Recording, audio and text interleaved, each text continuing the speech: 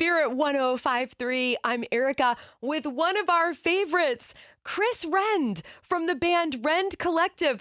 Hey, it's so good having you back on the show, Chris. Yeah, good to talk to you. Such good timing because I'm listening to Fight of My Life right now and I'm loving it. Thank you for this song. Oh, I'd love to hear that. I'm glad you're enjoying it. It's so beautiful. I want to jump right in with you, Chris, and I know I can do that because you are so comfortable in the deep end of the pool. When you're singing to Jesus and you're like, I need you to be my joy, I feel that. So what's the story behind this song? Yeah, well, actually, it's one of those songs that I never really thought I would play in public. I always thought it was just for me, and the reason why was because I was actually ashamed of going through a struggle with mental health. I was ashamed of going through depression at the same time as being in this band that was singing about joy all the time. I kind of felt like it must mean that I'm doing it wrong, that it must mean that I'm a bad Christian, it must mean that I'm not very spiritual. And so I kind of always thought that I would keep this song to myself, but I realized over time that I think the more people that I talk to on a deeper level, a lot of us are struggling, and yet we don't have as many songs as we need talking about trying to chase after joy in the middle of depression. We have songs that have it all resolved at the back end, you know, where we've already found our joy. Yep. Yeah, we need songs for the middle of the fight too, and I suppose that was where it came from. But yeah, it kind of feels like everybody's reading my diary out loud. Oh, thank you for being willing to be read. I think that's huge. Yeah, it's scary. Yeah. It's that kind of huge. Yeah. Well, when you say, show me all your colors, Lord, what does that mean to you? Yeah, well, I think in that particular season, I don't know if you've ever gone through a season of depression before, but for me, it just felt like everything became like gray. You know, there's no brightness, there's no darkness. It's just everything is just kind of nothing, monotone, mulch, and you're struggling to feel anything. You know, there's kind of numbness that's associated with it. And I think, the heart cry at that time was just, God, I just want to feel anything. I just want to see anything with some kind of clarity and brightness. Yeah. It's so beautiful. It makes me think of The Wizard of Oz. You know, as a kid, I loved that moment when Dorothy, stepped into this beautiful, bright world. And, I think that we experience that many times in our lives, but a lot of times it is monochrome. What do you say to somebody, Chris, who is in that black and white world right now and I have experienced seasons of depression. Sometimes I feel like I've experienced days of it. Something happens and I kind of go down into this place where I want to curl up into my bed, you know what I mean? And just stay there and not talk to anybody. You know what I mean? So what do you say to somebody who is in that place? Yeah, well, the first thing I would say is that I think I've discovered that God and therapy is a really good combo. Yes. And you don't have to pick a lane there. It's not like you have to pick one or the other. I think a lot of people pick one direction or the other there, where they go through a season of depression and then find therapy and decide that spirituality wasn't important, or they do a lot of praying and they do a lot of going to church, but they don't receive the kind of human, physical world care that they actually need. But just go at it both barrels. That's what I reckon. Yes. Yeah, let's just use everything we've got. I think therapists are an example of God's grace. I think that's something that has really risen to prominence in the last few years. It's just an example of God looking after us. Yes, I really like that, and I like your approach of living at the intersection of faith and mental health, because I think they do go hand in hand. Chris, something God has been putting on my heart recently is that when we think about God as our provider, so often it's the financial part that comes to mind. I think we've sort of been trained that way. But Chris, I really believe that God wants to provide peace and hope and joy, the real kind of joy that we're talking about that lasts through tough days. So how do you lean into that? Yeah, well, isn't that the $1 million question? Yep. But isn't gratitude such a huge part of that, though? Yes. We're so good at noticing everything that's going wrong in our lives. In fact, I think we're actually programmed to do that. Yes. We're programmed to notice threats, but not to notice all the blessings that are happening in our lives. And if we can kind of reprogram ourselves to be thankful and start noticing all of the goodness that's around us, because even at rock bottom, if you put a particular lens on, you can still see light down there. It's not like everything is going wrong at the same time. And I think that can help us so much. Just when we develop that appreciation for what's going right in our lives, I think it can help us tremendously. Sometimes when I get up in the morning, and believe me, I get up with the roosters, I will go, God, thank you for this cup of coffee. I love this French roast. And if you just start to say it or even think it, I feel like you are on a good path. So what is something, Chris, maybe small, like a cup of smooth French roast and the steam coming up, that you're grateful for right now? It's funny you should mention coffee.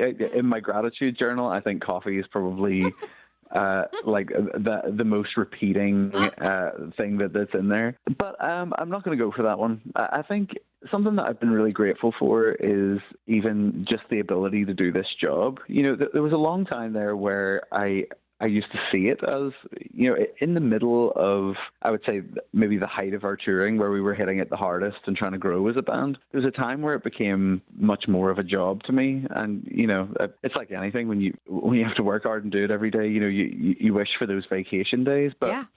Now I just don't see it that way. I'm just, every time I walk out on stage, I try to make sure to take the time, to take that 15, 20 seconds to just look around and realize how special it is that people actually left their houses. I mean, how hard is it to just leave your house? I don't do it for hardly anything, to get me to put on a pair of hard pants and leave the house. That's a big deal, and it really is special that people would come and gather to sing our songs and enjoy them with us. So that's something I've been really grateful for, and just trying to notice more. Wow. I really, really like that image you painted. Let's go to your house. Let's talk about your family. We know you're a father of 3 children. Did I get that right? That's right, yeah. Twins. Oh, you've got twins. I do, Una and Oscar, and then Daniel is 7, and he's their big brother. Okay. I actually have kept something. I have a Google Doc where I keep all of my favorite things to talk about on the show. Something that you wrote about Danny a long time ago. And I've wanted to have you on the show ever since you wrote this. I'm going to read it to you. I love that you have a note like this. Oh, it's so special. It says, Chris from RC, my relationship with Danny is like no other in my life. He's my firstborn son. We're both winging it, frankly. Secondly, he doesn't communicate like I do. He's mostly nonverbal, except select nouns, cheeseburger, French fries. Words and poems and long talks by the fire mean nothing to him. But we've found something in common. We like to run. So I figure I'll just say, I love you like that then. And see, I'm getting emotional. Chris, that is so beautiful. Tell me about your relationship with Danny. Yeah, so as I mentioned there, and it's still the case, it was years ago that I wrote that, but he's still nonverbal, so he's autistic. My relationship with him is completely unique as a result. Actually, recently at a retreat, we did this thing where we just stared into each other's eyes for a minute and just let whatever comes up from the surface come up. It was one of those like sort of get to know you exercises. Wow. And people find it so uncomfortable, except for I have been communicating like this for 7 years. Eye contact is such a huge part. So I found I found it totally comfortable, and that's a gift that Daniel's given me, is just that nonverbal communication is really comfortable for me. But yeah, I think I've learned tons in that journey, but I would say that I've really learned that love can't just look like, it can't just look like what you want it to look like, but it's about meeting the other person where they're at. And I think that'll preach. It will. It will. What is it like when you run together? Oh, it's so sweet. He's less into it now. Actually, he's graduated to the trampoline, but I mean, it's just squeals of joy. That's he appreciates it so much more than I do. He loves to sprint until he's completely puffed out, and then he starts giggling again, then goes again. So we run from lamppost to lamppost. Oh, I couldn't love that more. So what have you learned about God from being a dad of 3 amazing kids? I think I've understood more the way that he views us, in the sense that I think I didn't understand the affection that God has for us as well prior to being a parent. Yes. I mean, that unconditional love is very hard to understand until, well, I mean, I'm not saying it's impossible to understand. I'm sure other people find other windows into it. But for me, parenting was where I really learned, oh my goodness, it is entirely possible for someone to do nothing that I ask them to do. Yeah. And to really honestly like challenge me in every way and disobey me in every way, and yet for my love for them to move 0%. I think, and that's something that I've just realized is like that's the way God beholds me. Is that on my worst day, it doesn't really change anything. Oh. Yes, I do know. I feel that love every day, and I'm so thankful Mm, for it. Chris, I want to ask you one more thing. And again, love hanging out in the deep end of the pool with you. Recently, my husband said something that has been resonating with me pretty deeply, that God did mm. not say, walk by feeling. He said, walk by faith, to trust him. And Mm. I'm wondering, like, how do you do that? Yeah, the second $1 million Yeah, question yeah. for Chris Render. Yeah. It actually kind of reminds me of my journey mental health wise, because, the feeling of depression when you're in it is that it's the only thing in the world and that it's the most real thing in the world. And yet it isn't actually, it is just a feeling, and it's important to notice. You would never want to dismiss the idea that our feelings are important or that they need attention, but they don't necessarily communicate reality. That's not what they're there for. Whew. They're there to tell us, like a check engine light, that there might be something up, but they don't necessarily. You don't want to steer your whole life towards a feeling that you're having in a moment.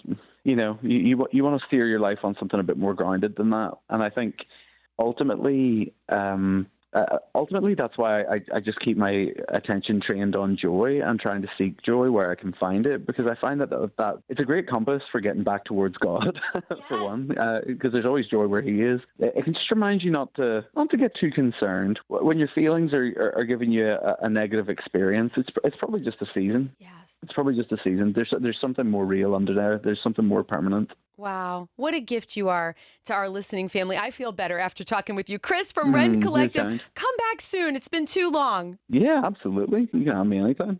God bless you, my Appreciate it. friend. All right. Thanks a lot.